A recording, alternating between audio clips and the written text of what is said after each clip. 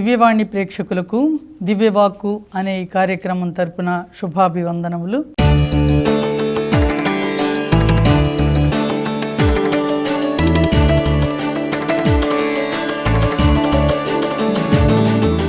ఈరోజు మనం మత్తయి సువార్త 5వ అధ్యాయము 6వ వచనాన్ని ధ్యానించుకుందాం. అష్టభాగ్యములలో 4వది ఈ అంశాన్ని గురించి ఈరోజు మనం ధ్యానించుకుందాం. చిన్న ప్రార్థన చేసుకుందాం. పరిశుద్ధుడా, ప్రేమామయుడా, మీ దివ్యనామానికి కోట్లాది వందనాలు, స్తుతి, స్తోత్రాలు చెల్లించుకుంటున్నాను తండ్రి. నాయన, ఈరోజు మేము ప్రభువా ఈ అష్టభాగ్యాలలో 4వ అంశాన్ని ధ్యానించుకుంటూ ఉండగా ప్రభువా మీరు మాతో మాట్లాడమని నాయన, మాలో ఉన్న లోటుపాట్లు మేము సరిచేసుకొని తండ్రి, నీతి కోసం ఆకలి దప్పులు గలవారు ధన్యులు, వారు మరి సంతృప్తి పరపబడుదురు అని మీరు చెప్పిన ఈ వాగ్దానాన్ని ప్రభువా మేము పాటించి నాయన మీ వాక్యానికి లోబడి మా జీవితాలను సరిచేసుకోవడానికి ఈరోజు మీరు మాతో మాట్లాడి ప్రభువా నాయన ఈ ప్రోగ్రాం అంతటిలో కూడా మీరు తోడుగా ఉండి నడిపించమని, వింటున్న ప్రతి ఒక్క బిడ్డకి ఆశీర్వాదకరంగా మీకు మహిమకరంగా ఈ కార్యక్రమాన్ని మలచమని మార్చమని మా నాథుడైన యేసుక్రీస్తు నామములో వేడుకొని పొందుకుంటున్నాము తండ్రి. Amen, amen. Praise the Lord. మరి మత్తయి సువార్త 5వ అధ్యాయం 6వ వచనంలో నీతి నిమిత్తము ఆకలి దప్పులు గలవారు ధన్యులు, వారు సంతృప్తి పరపబడుదురు అని వాక్యం ఈరోజు మనం ధ్యానించుకుంటున్నాం. అయితే నీతి అంటే ఏంటి? అసలు నీతి నిమిత్తం ఆకలి దప్పులు గలవారు ధన్యులు అంటున్నారు. నీతి అంటే ఏంటి? మరి సొలొమోను జ్ఞాన గ్రంథంలో 15వ అధ్యాయం 3వ వచనంలో చూస్తే, నిన్ను తెలుసుకున్నటయే నీతి, నీ శక్తిని గుర్తించుటయే అమరత్వము అని చెప్పబడింది. నిన్ను అనంటే ప్రభువుని, లోకరక్షకుడైన దేవాది దేవుణ్ణి తెలుసుకోవడమే నీతి, ఆయన శక్తిని గుర్తించుటయే అమరత్వము అని చెప్పబడింది. అంతేకాకుండా యాకోబు పత్రిక 3వ అధ్యాయం 18వ వచనంలో శాంతి స్థాపకులు నాటిన శాంతి బీజముల ఫలసాయమే నీతి అని చెప్తున్నారు. శాంతి స్థాపకులు నాటిన శాంతి బీజముల ఫలసాయమే నీతి. ఏంటి శాంతి స్థాపకులు నాటింది అంటే శాంతినే కలిగి ఉండాలి, శాంతిని స్థాపించే వాళ్ళంగా ఉండాలి. అశాంతి తీసుకొచ్చే విధంగా మన మాటలు కానీ మన ప్రవర్తన కానీ ఉండకూడదు అని చెప్తున్నారు. అంతేకాదు, నీతి నిమిత్తము ఆకలి దప్పులు గలవారు అంటున్నారు. నీతి కోసం, నీతి అంటే మోరల్ వాల్యూస్. ఈ రోజుల్లో మనం చూస్తుంటే మన సొసైటీలో, మన సంఘాలలో ఎక్కడ చూసినా కూడా అవినీతే, అక్రమాలే, దౌర్జన్యాలే, దోపిడీలే అన్నీ జరుగుతున్నాయి. కానీ ఈ మామూలు సంఘాలలో కూడా, సమాజంలో ఎక్కడ చూసినా కూడా అవినీతి అనేది పెచ్చు పెరిగిపోయింది. ఈ అవినీతిని నిర్మూలించడానికే ప్రభువు మరి తన ధర్మశాస్త్రం ద్వారా, తన నీతి క్రియల ద్వారా, తన సువార్త ద్వారా ఈరోజు మనతో కూడా మాట్లాడుతున్నారు. ఏ విధంగా మనం నీతిగా జీవించాలి. నీతి కోసం నిలబడినప్పుడు కొన్నిసార్లు శ్రమలు వస్తాయి, కష్టాలు, ఇబ్బందులు, సమస్యలు వస్తుంటాయి. అంత మాత్రాన మనం దారి తప్పిపోకూడదు, నీతి తప్పిపోకూడదు, నీతి మాలిన పనులు చెయ్యకూడదు అనేది మనం ఈరోజు గ్రహించాలి. కొన్నిసార్లు చూడండి, కష్టాలలో, ఇబ్బందులు, ఏం పర్వాలేదులే, ఏం కాదు, దేవుడు అట్ట చెప్పలేదు ఇట్లా చెప్పలేదని వాక్యాన్ని మనకు అనుగుణంగా మలచుకొని మరి దేవుని మాటకు వ్యతిరేకంగా కొన్నిసార్లు మనం ప్రవర్తిస్తూ ఉంటుంటాం. కాబట్టి జాగ్రత్త పడమని ఈరోజు దేవుని వాక్యం మనల్ని హెచ్చరిస్తూ ఉందన్నమాట. దానియేలు గ్రంథంలో 1వ అధ్యాయంలో 8వ వచనంలో దానియేలుని మరి బబిలోనియా చెరకి కొనిపోయారు. అన్య దేశంలో ఉన్నాడు దానియేలు, ప్రవక్తే, దేవుని సేవకుడు, నమ్మకస్తుడు, దేవుని విషయాలలో చాలా నమ్మకంగా పనిచేసే వ్యక్తి. కాబట్టి దేవుడు మరి ఆ బిడ్డకు కూడా అన్య దేశంలో ఉన్నా కూడా అతన్ని నీతి తప్పకుండా, ఆకలి దప్పులు ఉన్నా కూడా నీతి తప్పకుండా నీతిగా జీవించారు. కాబట్టి దేవుడు ఆయనని గొప్పగా మరి దర్శన వరంతో, జ్ఞాన వరంతో అభిషేకించినట్లుగా మనం చూస్తున్నాం. దానియేలు వైభవములో ఉండినా కూడా ఆహారం కోసం ఆత్మని కోల్పోలేదే అని పాట పాడుకుంటుంటాం. అందుకే దానియేలు గ్రంథం 1వ అధ్యాయం 8వ వచనంలో మనం చూస్తే అక్కడ వాళ్ళు ఆహారం మరి ఆ రాజభవనాన్ని నుంచి వచ్చే మరి అన్న పానీయాలు ముట్టుకొని మేము అపవిత్రులము కాకూడదు అని చెప్పి మరి రాజవైభవంలో ఉన్నారు. రాజుగారి మరి భోజనం రాజ భవనాన్ని నుండి వాళ్ళకి మరి పంచభక్ష పరిమాణాలు ఏది కోరారో వాళ్ళకి ఇష్టమైనవి మంచి పంచభక్ష పరిమాణాలు వస్తున్నాయి. కానీ దానియేలు అంటున్నాడు ఇక్కడ 1వ అధ్యాయం 8వ వచనంలో, దానియేలు రాజభవనం నుండి వచ్చిన అన్నపానీయములు ముట్టుకొని స్వీకరించి తాను అపవిత్రుడు కారాదని ఎంచెను, కనుక అతడు తనను అపవిత్రత నుండి కాపాడుమని ఆ ఆష్బెనస్సుని కోరుకున్నాడట. మరి అక్కడి నుంచి వచ్చే భోజనాలు మాకు అవసరం లేదు, ఇప్పుడు మా మిగతా వాళ్ళకి మీరు రాజభవనం నుండి తెచ్చిన భోజనం పెట్టిన బాలులతో మమ్మల్ని పోల్చి చూడండి, ఒక్క 10 రోజులు మమ్మల్ని పరిశీలించి చూడండి, పరీక్షించి చూడండి, వాళ్ళకంటే కూడా మేము ఒట్టి కూరగాయలు మంచినీళ్ళు మాత్రం మేము తీసుకొని మరి జీవిస్తాము, మరి మేము ఏమాత్రం శక్తిలో కానీ బలంలో కానీ ఆ రాజభోజనం తిన్న వాళ్ళకంటే కూడా మేమేమి మీరిపోము అని చెప్పి వాళ్ళకంటే కూడా ఎక్కువ బలంగానే ఉంటాము అని చెప్పి చెప్తున్నాడు. అప్పుడు మరి దేవుడు ఆయన తీసుకున్న నిర్ణయాన్ని బట్టి ఆష్బెనస్సు మనస్సు మార్చెను.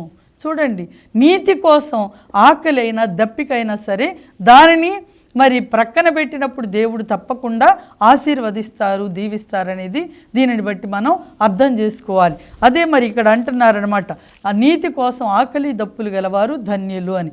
ఈ రోజుల్లో మరి అన్ని నీతి మాలిన పనులు చేసి ఆకలి దప్పులు తీర్చుకోవటం, ఆస్తులు పెంచుకోవడానికి, అధికారాన్ని కాపాడుకోవడానికి రకరకాల ప్రయత్నాలు చేస్తూ ఉంటారు.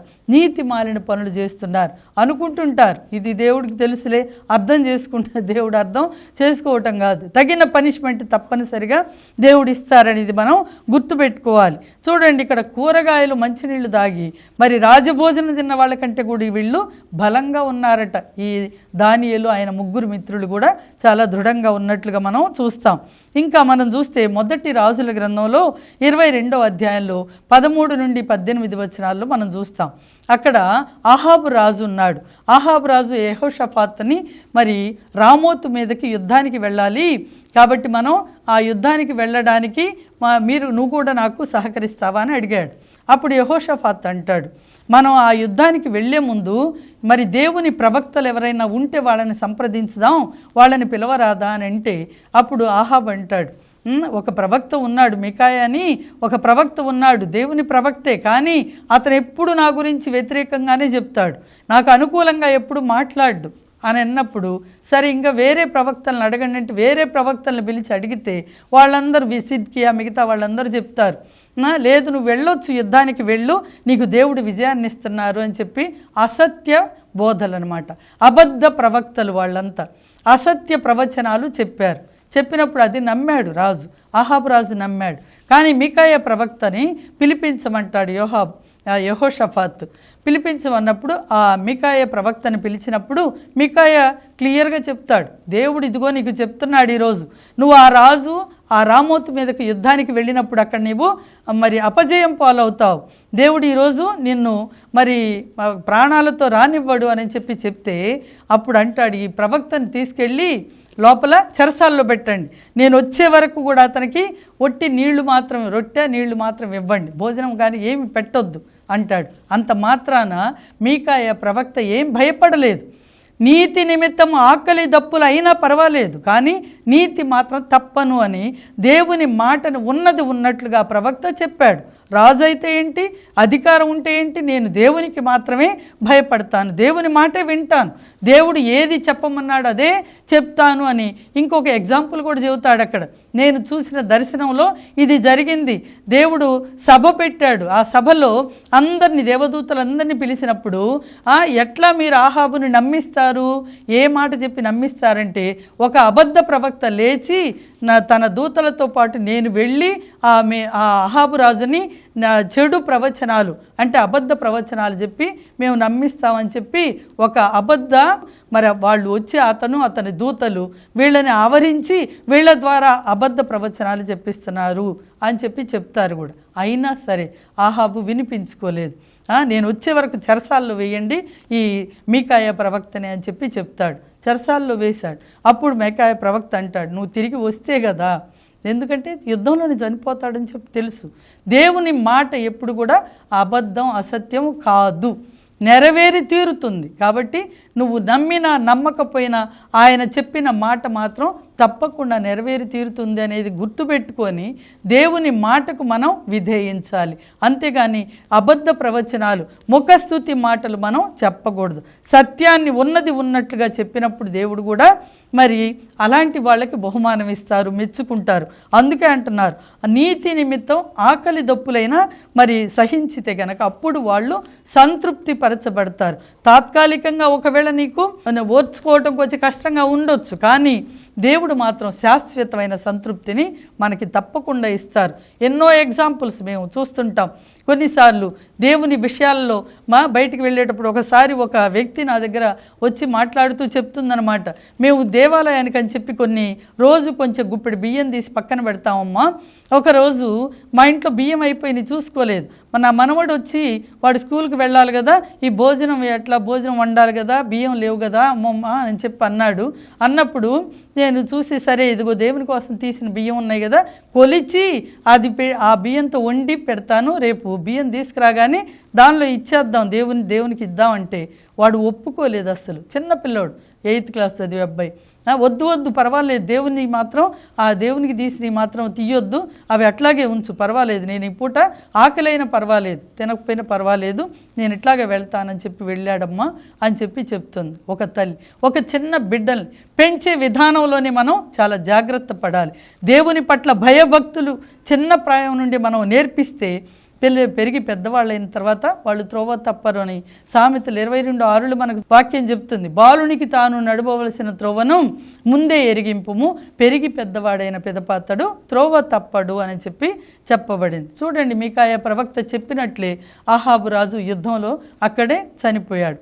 యెహోషాఫాత్కి మరి బాణం తగిలింది, కానీ అతను పెద్దగా కేక వేశాడు, దేవుణ్ణి అర్థించాడు, ప్రభువుని సహాయం వేడుకున్నాడు. కాబట్టి ప్రభువుని నమ్మి ఉన్న రాజు కాబట్టి యెహోషాఫాతు సేవ్ అయిపోయాడు. కానీ ఆహాబుకి అనుకోకుండానే బాణం వచ్చి తగిలి ఆ కవచంలో నుంచి కొంచెం సందుండి ఆ సందులో గుండా వెళ్ళిపోయింది. చూడండి, దేవుని మాట ఎప్పుడు కూడా అబద్ధం కాదు, నమ్మాలి, విశ్వసించాలి.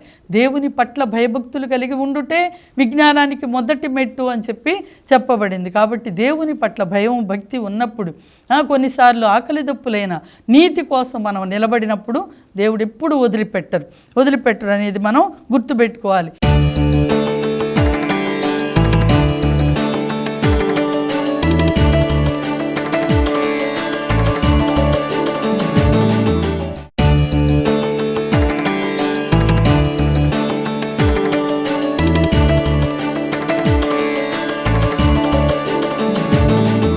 ఈ తిండి కోసం కొంతమంది అభిషేకాన్ని కోల్పోయారు. మనం ఆదికాండం 25వ అధ్యాయం 29 నుంచి 34 వరకు వచనాలు చూస్తే అందరికీ తెలిసిందే ఏసావు యాకోబుల మరి ఆ కథ. అక్కడ ఏసావు అంటాడు, తిండి కోసమే కేవలం బయట నుంచి వచ్చి పొలం నుంచి వచ్చి ఇంటికి వచ్చేసరికి మంచి స్మెల్ వచ్చింది, వాసన మంచి చిక్కుడుగాయల పులుసేనంట. ఆ వాసన వచ్చేసరికి ఆకలి తట్టుకోలేక చూడు నాకు పులుసేసి భోజనం పెట్టమని అడిగినప్పుడు యాకోబు అంటున్నాడు, యాకోబు మొట్టమొదటి నుంచి కూడా మరి చాలా చురుగ్గా ఉంటాడు కాబట్టి వెంటనే అంటున్నాడు, మోసం చేయటానికి. యాకోబు అంటేనే మోసగాడు. అయితే అంటున్నాడు, నీ జ్యేష్ఠత్వపు హక్కును నాకు ఇస్తే గనక నేను ఈ పులుసు నీకే వడ్డిస్తానని. అప్పుడు జ్యేష్ఠత్వపు హక్కు ఎంత తీసుకో, నాకు అవసరం లేదు, పర్వాలేదు, నాకు భోజనం ముఖ్యం అని చెప్పి తిన్నాడు. అందుకే హెబ్రీ పత్రిక 12వ అధ్యాయం, హెబ్రీలకు రాసిన లేఖలో 12వ అధ్యాయం 16వ వచనంలో చెప్తున్నారు, ఒక్క పూట తిండి కోసం తన జ్యేష్ఠత్వపు హక్కును కోల్పోయిన ఏసావు వలె ఎవడును దుష్టుడును మరి దైవభ్రష్టుడును కాకూడదు అని చెప్పబడింది. కాబట్టి మరి ఆ దైవ భ్రష్టత్వం, దుష్టత్వానికి మనం తిండి కోసం, ఒక్క పూట తిండి కోసం కొన్నిసార్లు ఉపవాసం ఉందామని చెప్పి ఉంటుంటారు. కానీ అక్కడికి వచ్చేసరికి తిండి కనపడగానే ఆ రోజు ఏదో ఫంక్షన్ ఏదో ఒకటి వచ్చింది, వెంటనే అన్నీ పోతాయి, రేపు ఉందాంలే అని చెప్పి మానుకుంటుంటారు. నీతిగా ఉండాలి. ఒక మాట మనం అనుకున్నప్పుడు దానికి కట్టుబడి ఉండాలి కానీ తప్పిపోకూడదు. అందుకే చూడండి, ఒక పూట తిండి కోసం జ్యేష్ఠత్వపు హక్కును అమ్ముకొనిన ఏసావు వలె ఎవరును వ్యభిచారిను భ్రష్టుడును కాకుండా శ్రద్ధ వహింపుడు. తర్వాత తన తండ్రి దీవెనలను పొందగోరినను నిరసింపబడినని మీకు తెలియను. తాను వనర్చిన దానిని సరిదిద్దుకొనుటకు కన్నీటితో వెదకినను అతడు మార్గమును కనుగొనలేకపోవుటయే దానికి కారణము అని చెప్తున్నారు. చూడండి, ఒక్క పూట తిండి కోసం కదా, కొంత డబ్బు కోసం, అమౌంట్ కోసం నీతిని తప్పుతున్నారు. లంచాలు, రకరకాలుగా లంచగొండితనం కదా, ఇతరుల సొమ్ముకు ఆశించటం, రకరకాలుగా కోటాను కోట్లు డబ్బు ఎంత ఉండా కూడా సంతృప్తి లేకుండా, మరి సంతోషం లేకుండా దానికోసమే ప్రాకులాడుతూ నీతి మాలిన పనులు చేసేవాళ్ళని మనం ఈ రోజుల్లో చూస్తున్నాం. అలాంటి సొమ్ము ఏం చేస్తుంది? మనకి అశాంతినే కానీ శాంతిని ఎంత మాత్రం ఇవ్వలేదు. సంతృప్తి అనేది కూడా ఉండదు. ఎంత సంపాదించినా, ఎన్ని కోట్లు సంపాదించినా దానిలో సంతృప్తి పొందలేము అనేది కూడా మనం గమనించాలి. అందుకే లూకాసు వార్తలో 18వ అధ్యాయంలో 9వ వచనంలో పరిజయుడు సుంకరుని గురించి చెప్తూ అక్కడ ఒక మాట అంటారు, తాము నీతిమంతులమనియో తక్కిన వారు నీచులనియో ఎంచుకునే వాళ్ళని గురించి ఈ ఉపమానం చెప్తున్నారు అని. కొంతమంది తమకు తామే నీతిమంతులు అనుకుంటారు. యెషయా గ్రంథం 64వ అధ్యాయం 6వ వచనంలో చెప్తున్నారు, మన నీతి క్రియలన్నీ కూడా మురికి బట్టలతో సమానమట. మనం నీతిగా ఏం చేయంతా కూడా మురికి బట్టలతో సమానం అంటున్నారు. నీతిమంతుడు ఒక్కడును లేడు, ఏ ఒక్కడును లేడు. అందరూ పాపం చేసి మరి దేవుని నీతిని కోల్పోయారు, దేవుని మహిమను కోల్పోయారని మరి రోమీలకు రాసిన లేఖ 3వ అధ్యాయం 10వ వచనంలో చెప్తున్నారు. నీతిగా బ్రతకటం అంటే దేవుని పట్ల భయభక్తులుగా ఉండాలి, దేవుని మార్గాలలో మనం నడవాలి, దేవుని మాటకు విధేయులమై జీవించినప్పుడు మాత్రమే మరి ఆ తగ్గింపు స్వభావంతో ఉన్నప్పుడు, అలాగే దేవుని మార్గంలో దేవుని పట్ల భయభక్తులు కలిగి ఉన్నప్పుడు అప్పుడు ఆ నీతి ఏంటో దేవుడే ప్రభువే మనకి తెలియజేస్తారు, నడిపిస్తారు. నీతి వస్త్రాన్ని మన మీద కప్పుతారు. కాబట్టి ప్రభువుని అంటి పెట్టుకొని ఆధారపడి ఉండాలి. నీతి మాలిన పనులు చేయకూడదు. వ్యభిచారులు కదా, లంచగొండులు, తిండిబోతులు, రకరకాల వీళ్ళందరూ కూడా దేవుని రాజ్యానికి వారసులు కాదు అని కొరింథీయులకు రాసిన మొదటి లేఖలో 6వ అధ్యాయం 9వ వచనం నుండి వచనాలలో మనం చూస్తున్నాం. అక్కడ అంటున్నారు, దుష్టులు దేవుని రాజ్యము పొందరని మీకు తెలియదా? మోసపోకుడు, వ్యభిచారులను చెప్తున్నారు. దుష్టులు తెలియదా? మోసపోకుడు, అవినీతి పరులను, విగ్రహారాధికులను, వ్యభిచారులను, నపుంసకులను, లైంగిక వక్రబుద్ధులను, దొంగలను, దురాశాపరులను, త్రాగుబోతులను, పరనిందా పరులను, దోచుకుని వారు దేవుని రాజ్యమునకు వారసులు కారు. మీలో కొందరు అట్టివారై ఉంటిరి అని చెప్తున్నారు. ఇలాంటి వాళ్ళు మరి దేవుని నీతిని మనం కోల్పోతామేమో, ఆ నీతి నుండి ప్రక్కకి వెళ్ళిపోతామేమో, కాబట్టి జాగ్రత్త పడమని, ఇలాంటి వాళ్ళు దేవుని రాజ్యం పొందరని మరి ప్రభువే స్వయంగా చెప్తున్నారు. తాత్కాలికమైన ఈ లోక జీవితం కోసం శాశ్వతమైన పరలోక నిత్య నివాసాన్ని మనం కోల్పోతాం. అంతేకాదు, అంత అవినీతికి పాల్పడినప్పుడు వాళ్ళకి సరిగా తినలేరు, మరి నిద్ర పట్టదు, సరిగా ఏది కూడా సంతృప్తిగా ఉండలేరు. తృప్తి అనేది ఉండదు. ఎందుకు అనంటే అన్యాయపు సొమ్ము కదా, అన్యాయంగా సంపాదించుకున్నారు. నీతి మాలిన పనుల ద్వారా మరి తమ జీవితాలని ఆ అవినీతికి అప్పగించారు కాబట్టి తృప్తి అనేది వాళ్ళల్లో ఉండదు. అంతేకాదు, అనారోగ్యం పాలవుతారు. ఎట్లా వచ్చింది అట్లాగే వెళ్ళిపోతుంటుంది. అందుకే సంతృప్తి, సమాధానం, సంతోషం అనేది వాళ్ళు పొందలేరు అనేది దీనిని బట్టి మనం గుర్తుపెట్టుకోవాలి. మనం రోమీలకు రాసిన లేఖ 4వ అధ్యాయంలో 3వ వచనంలో చూస్తాం. అలాగే మరి ఆదికాండం 15వ అధ్యాయంలో కూడా 6వ వచనంలో కూడా అబ్రహాముని గురించి చెప్పారు. అబ్రహాము మరి దేవుని విశ్వసించెను, అది అతనికి నీతిగా ఎంచబడెను అని చెప్పారు. దేవుని విశ్వసించినప్పుడు, దేవుని మీద ఆధారపడినప్పుడు మిగతా అవినీతి పనులు, నీతి మాలిన పనులు చెయ్యం కదా, ఆ మార్గంలోకి వెళ్ళం. మనం దేవుని బిడ్డలుగా ఉంటే అబ్రహాము మరి నీతిగా విశ్వాసంలో ఉన్నాడు కాబట్టి అదే ఆయనకు అది నీతిగా ఎంచబడింది. ఎక్కడా కూడా మరి తప్పిపోలేదు కదా, దేవుని మార్గాన్ని నుంచి వైదొలిగిపోలేదు. చూడండి, లోతు మరి తన సహోదరుడి కుమారుడు లోతు అబ్రహాము వేరు పడవలసిన సమయం వచ్చినప్పుడు మామూలుగా అయితే అబ్రహామే అతన్ని తీసుకొని వచ్చాడు కాబట్టి ముందుగా ఇదిగో నేను ఇటు వెళ్తాను, నువ్వు మిగతా దానిలో నువ్వు ఉండు అని చెప్పాలి. కానీ అబ్రహాం ఇక్కడ లోతుతో అంటున్నాడు, ఇదిగో చూడు యోర్దానికి అటువైపు ఉంది ఇటువైపు ఉంది, కాబట్టి నువ్వు తూర్పుకు వెళ్తే నేను పడమరకు వెళ్తాను, నువ్వు పడమరకు వెళ్తే నేను తూర్పుకు వెళ్తాను, నువ్వు ఎటు వెళ్ళాలో నువ్వు నిర్ణయించుకొని చెప్పు అని అంటాడు. అప్పుడు లోతు యోర్దాను తీరం బాగా తూర్పు వైపు చూస్తే చాలా పచ్చగా మంచి పంట పొలాలతో పచ్చగా ఉందంట. ఇదైతే నాకు బాగుంటుంది అని లోకం వైపు చూశాడు, ఆశపడ్డాడు. కానీ చూడండి ఆయన ఎన్నుకున్న దాన్ని మరి అక్కడ శపించబడినట్లుగా సొదొమ గొమొర్రా పట్టణాలు అక్కడ ఉన్నాయి.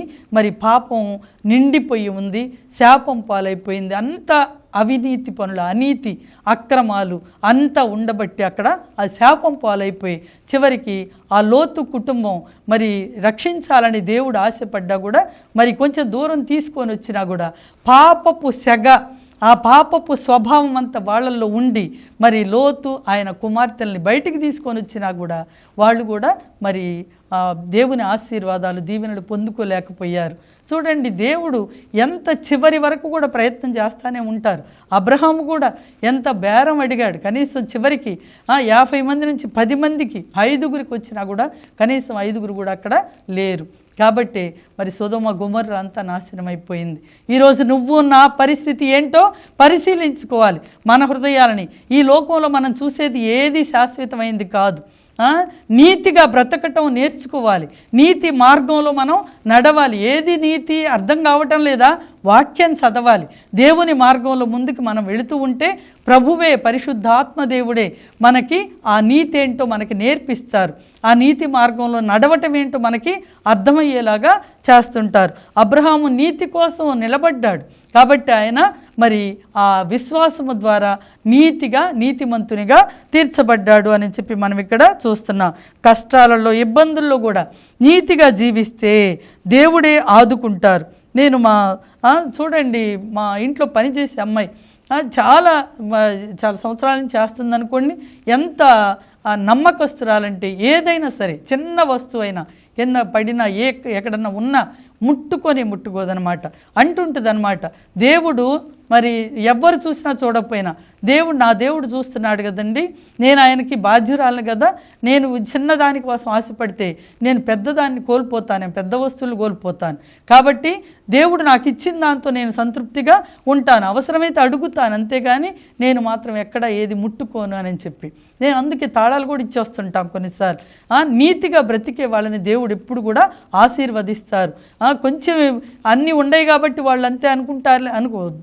ఎంతోమంది కోటాను కోట్లు ఉండి కూడా అవినీతికి పాల్పడే వాళ్ళు బోలెడు మంది ఉన్నారు. వాళ్ళని బట్టి కాదు, కానీ మన ప్రభు అయిన యేసుక్రీస్తుని బట్టి ఆయన నీతిని మనం ఎంచుకొని ఆయన మార్గంలో మనం నడవడానికి ప్రయత్నం చేద్దాం. పౌలు గారు కూడా అంటారు, ఎన్నో కష్టాలు, ఎన్నో బాధలు, ఎన్నో ఇబ్బందులు. మనం 2 కొరింథీయులకు రాసిన 2వ లేఖ 11వ అధ్యాయంలో 24 నుంచి వచనాలు చూస్తే ఆయన పడిన బాధలన్నీ అక్కడ కరువు పెట్టారు. అయినా ఎక్కడ కూడా నీతి తప్పలేదు, దేవుని మార్గాన్ని విడిచిపెట్టలేదు. కాబట్టి నీతి నిమిత్తము ఆకలి దప్పులైనా సరే మనం సహించి భరించి ఉన్నప్పుడు ధన్యులం, మనం సంతృప్తి పడతాం. సంతృప్తిగా ఉండటం అని ఏంటో మనం నేర్చుకుంటాం. అందుకే పౌలు గారు అంటారు కొరింథీ పత్రికలో, ఫిలిప్పీ పత్రికలో 4వ అధ్యాయంలో 12వ వచనంలో, కలిమి లేములలో ఎలా ఉండుట అని ఏంటియో నేను నేర్చుకున్నాను అని అంటాడు. ఎక్కడ నాకు కొరత, లోటు ప్రభు మార్గంలో ఉంటే కూడా ఇది నాకు జరగలేదని ఎక్కడ ఆయన ఫీల్ అయినట్లుగా మనం చూడం. కాబట్టి ఆయన వీళ్ళందరి ద్వారా, పౌలు గారి ద్వారా, అబ్రహాము ద్వారా, మిగతా దానియేలు ద్వారా, వీళ్ళందరి ద్వారా మనం ఆ నీతి మార్గంలో నడవటం ఏంటో అలవాటు చేసుకోవడానికి ప్రయత్నం చేద్దాం. ప్రభు ఈ వాక్య సందేశమును మనందరి హృదయాలలో నూరంతలుగా ఫలింపజేయుదురుగాక. Amen, amen.